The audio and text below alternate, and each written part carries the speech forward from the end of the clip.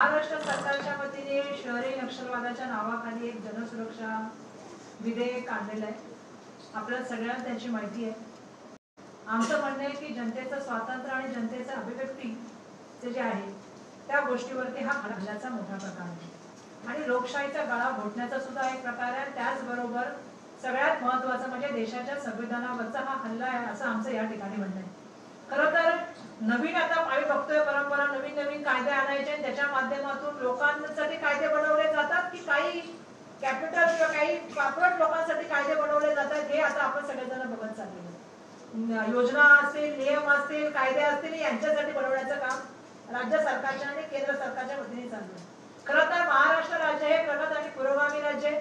महाराष्ट्र राज्यामध्ये असा कायदा आणणं हाच मुळात मला वाटतं बाबासाहेबांच्या आता आपण सगळ्यांनी त्यांची जयंती साजरी केली आणि जयंतीच्या निमित्ताने हा कायद्याच्या सगळ्यांनी उतरून विरोध केला पाहिजे. कारण हा मुळात संविधानाच्या 14 कलम 21 कलम आणि जसं त्यांनी सांगितलं 19 आणि ते जे प्रिन्सिपल जे आहेत त्याच्यामध्ये मूलभूत अधिकार याच्यावरती घाला घालण्याचा हा प्रकार.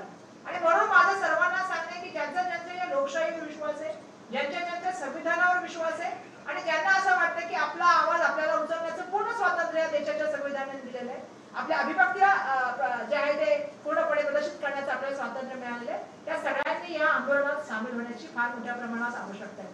खरं तर विधिमंडळात त्याच्यावरती चर्चा झाली. त्याच्यामध्ये मला वाटतं संयुक्त कमिटी बनलेली आहे. त्याच्यावरती जेव्हा चर्चा होईल तेव्हा आम्ही ती भूमिका मांडू. पण हे विधेयकच मुळात रद्द केलं गेलं पाहिजे आणि या विधेयकाच्या माध्यमातून जे पूर्णपणे आवाज दाबण्याचा एक प्रयत्न चाललेला आहे त्या प्रयत्नाला आमचा त्या ठिकाणी विरोध आहे आणि म्हणून या विरोधकाला रद्द करावं ही मागणी खरं तर आम्ही आजच्या या प्रेस कॉन्फरन्सच्या माध्यमातून आपल्या सगळ्यांसमोर ठेवत आहोत. खरं तर हे आज ठेवण्यामागचं कारण असे की उद्या मंगळवारी 22 तारखेला 3 वाजता जे जिल्हा उपनगराचं जे कलेक्टर कार्यालय, जिल्हाधिकाऱ्यांचं कार्यालय त्या ठिकाणी 3 वाजता उद्या आम्ही सगळे मंडळी आम्ही सपोर्ट एकमेकांचे करून आलेलो आहोत. सगळ्यांचं म्हणणं एकच आहे की या देशाचं संविधान राहिलं पाहिजे, या देशाची लोकशाही राहिली पाहिजे आणि अभिव्यक्तीचं स्वातंत्र्य राहिलं पाहिजे. तुम्ही असे कायदे करणार ज्याच्यामध्ये तुम्हीच कमिटी निर्माण करणार, तुम्हीच शिक्षा सुनावणार, तुम्हीच ठरवणार की हे बरोबर आहे की नाही, कोण अर्बन नक्षलवादी आणि कोण अर्बन नक्षलवादी नाही हे ठरवण्याचा अधिकार तुम्ही स्वतःकडेच घेतलेला आहे. आणि त्यामुळे आम्ही बघतोय आता की ज्या ज्या वेळेला आंदोलन चालत आता आम्ही सगळे आंदोलनामधली मंडळी आहेत म्हणजे आम्ही आंदोलन करतो त्यावेळी आम्ही बघतोय की ज्या तऱ्हेने केंद्राचा आणि राज्याचा मोठ्या प्रमाणामध्ये दबाव आहे, राज्य सरकारच्या माध्यमातून पोलीस यंत्रणेला असा दबाव दिला जातो की कशा तऱ्हेने आंदोलन चिरडलं जाईल, आवाज कसा दाबला जाईल, त्या ठिकाणी मारहाण कशी केली जाईल किंवा धरपकड कशी केली जाईल किंवा पीसी किंवा जेसी कशी दिली जाईल यासाठी आता नव्याने प्रयत्न व्हायला लागले. पण मी एक सांगू इच्छिते, लोकशाहीमध्ये सगळ्यात महत्त्वाची गोष्ट असते ती जनमानसाच्या असलेला जे काय म्हणतात ना आवाज किंवा आक्रोश किंवा त्यांनी दिलेली लढाई. आणि म्हणून ही लढाई आता आपल्या सगळ्यांना एकत्रपणे द्यावी लागेल. याच्यामध्ये पक्षीय राजकारण बाजूला सोडून द्या, संघटना याच्यामध्ये सामील झालेल्या आहेत, कामगार संघटना याच्यामध्ये सामील झाले आहेत. पण माझं यावेळी आव्हान राहील की लोकांनी सुद्धा यामध्ये सामील व्हायला पाहिजे. कारण कोण बरोबर आहे कोण चुकीचं हे ठरवण्याचा आता दुर्दैवाने अधिकार सरकार स्वतःकडेच घेण्याचा निर्णय घेतलेला आहे. जेव्हा की या सगळ्या गोष्टी ज्या आहेत त्या संविधानाला आणि संविधानाच्या बरोबरच लोकशाहीला घातक आहेत आणि त्यामुळे माझं सर्वांना आव्हान राहील की मोठ्या संख्येने आपण उद्याच्या मोर्चामध्ये जे आहे ते 3 वाजता उपनगराच्या जे जिल्हाधिकारी यांचं कार्यालय त्याच्यासोबत आपल्या सगळ्यांनी यावं आणि मोठ्या संख्येने आपला आवाज मजबूत करावा की जेणेकरून देवेंद्र फडणवीसजींच्या सरकारला हा कायदा मागे घ्यावा लागेल आणि जनाला सुरक्षा देण्याची गरज नाही. जनसुरक्षा या देशामध्ये आहे, या राज्यामध्ये आहे आणि ती देशाच्या संविधानाने अगोदरच केलेली आहे. फक्त संविधानाची चांगली अंमलबजावणी करा म्हणजे सगळं व्यवस्थित होईल. या कायद्याची गरज महाराष्ट्राला नाही असं आमचं म्हणणं आहे. धन्यवाद आदरणीय वर्षाताई, मंचावर सर्वच मान्यवर शैलेश कांबळेजी, राहुल गायकवाड, प्रकाश रेड्डीजी, सन्मान्य आमचे मित्र कोराडेजी, किशोर परडक, श्याम गोयल साहेब, ही सर्व मंडळींच्या संयुक्त पत्रकार परिषद घेण्याची गरज यासाठी झाली आहे की सुरक्षा कायदा जो आहे हा निओ फॅक्सिस्ट आहे असं म्हटलं तर ते अयोग्य होणार नाही. आणि ह्याची गरज ही आजच का लागली आपल्याला सर्वांना आठवत असेल की ज्यावेळी प्रचंड मोठ्या संख्येने शेतकऱ्यांनी आंदोलन करण्याचं काम केलं होतं आणि ते आंदोलन आम्ही मोडून काढू शकत नाही. मग या आंदोलनाचं मुळामध्ये जाऊन तो आंदोलनच कसं संपवायचं हा दूरदृष्टिकोन ठेवून हा कायद्याची अंमलबजावणी केंद्र हा प्रत्येक राज्यामध्ये आणू पाहतोय.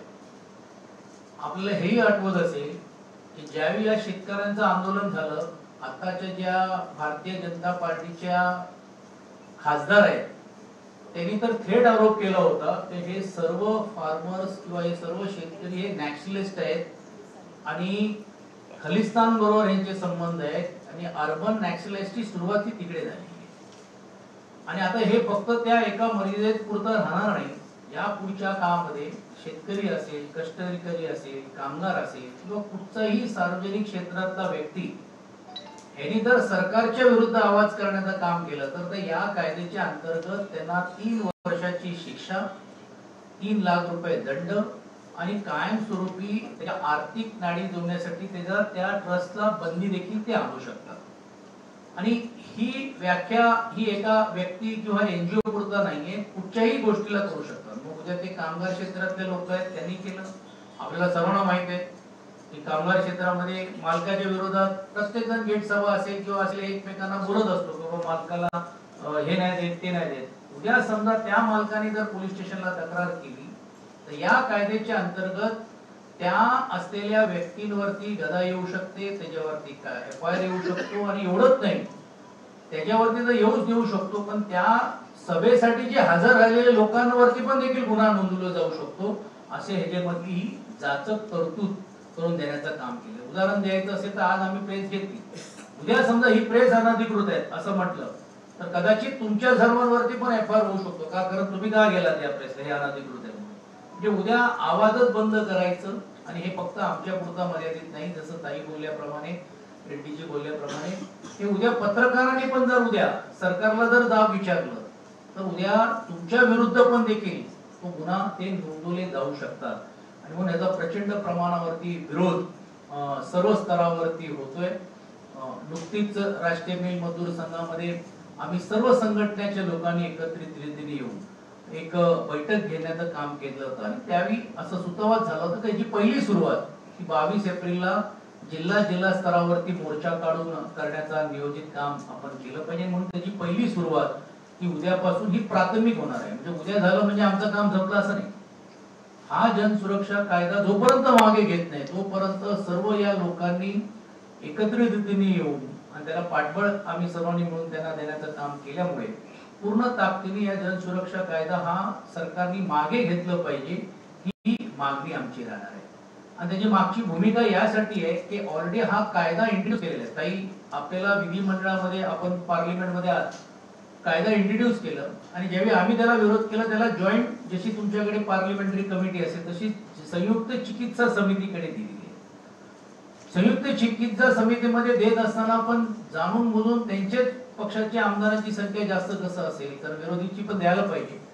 आणि ज्यावेळी विधान परिषद मध्ये हे बिल आलं त्यावेळी आम्ही विरोध केल्यानंतर विरोधी पक्ष नेत्यांना पदसिद्ध नाही स्पेशल इन्व्हायटी म्हणून बोलवलेलं आहे, जेणेकरून हा फक्त एक जॉईंट समितीचा एक चित्र दाखवायचं, 1-2 बैठका घ्यायची आणि लगेच हा कायदा आणण्याचा प्रयत्न होतोय. आणि म्हणून विधानसभेमध्ये विधान परिषदमध्ये महाविकास आघाडी असेल तर निश्चितपणे पूर्ण ताकदीने या जनसुरक्षा कायद्याला विरोध करणारच आहे. विधान परिषद मध्ये पण आम्ही करू, पण रस्त्यावरती पण उतरून लोकशाही मार्गाने हा देखील या सर्व नेते मंडळींनी आज हा जो नियोजित कार्यक्रम केलेला आहे उबाटा गटाच्या वतीने पक्षाच्या वतीने आम्ही यांना पूर्ण पाठिंबा देऊन पुढे हे जे काही रणनीती याच्याबद्दलची ठरवली जाईल त्यामध्ये मी असेल, स्वतः अरविंद सावंत साहेब असतील किंवा पक्षाचे अन्य मान्यवर असतील ते या सर्व याच्यामध्ये सहभागी होणार आहेत. धन्यवाद. हिंदी आपको कुछ पूछना है तो बोलो.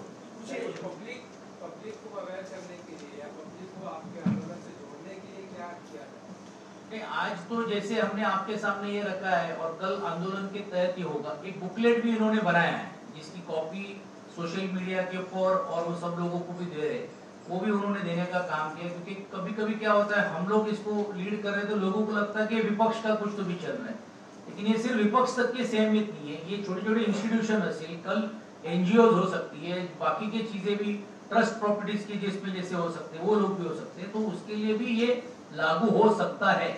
तो उसका भी अवेयरनेस करने का काम एक बुकलेट देकर करने का काम ये सब संगठन कर रहे हैं. देखिए बड़े पैमाने के ऊपर हमने बिल और उसी के साथ साथ महाराष्ट्र में वैसे तो 10 लाख सिग्नेचर इकट्ठा करने का निर्णय लिया है और ये प्रक्रिया शुरू है। बस्ती बस्तियों में जाकर उसकी हस्ताक्षर अभियान चलाए जा रहे हैं जन सुरक्षा विधेयक के खिलाफ।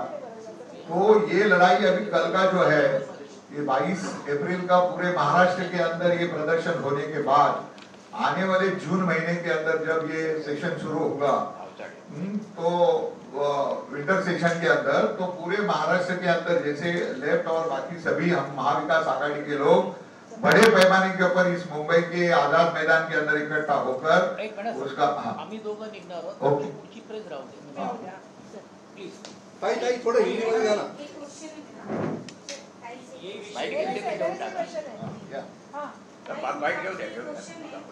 बैटरा में नदी नगर है, वहाँ पे उनका डीलर ने काफी ये जन सुरक्षा बाजू में आगे आप आ जाना, मैं बाजू में हूँ. One minute, ma'am. I would like to, first of all, I want to thank you. The lecture which you have got, you are absolutely right. What rules and regulations they are bringing, it is not the rules and regulation. It is gundagiri, dadagiri. This is not the rules and regulation. They are coming up with any damn thing, and they are forcing the people. Yeah, you are also right, sir. What you said, when we go to the position, everything goes wrong. Yes. So you are also absolutely now. The action should be taken in such a way that there should be planned out.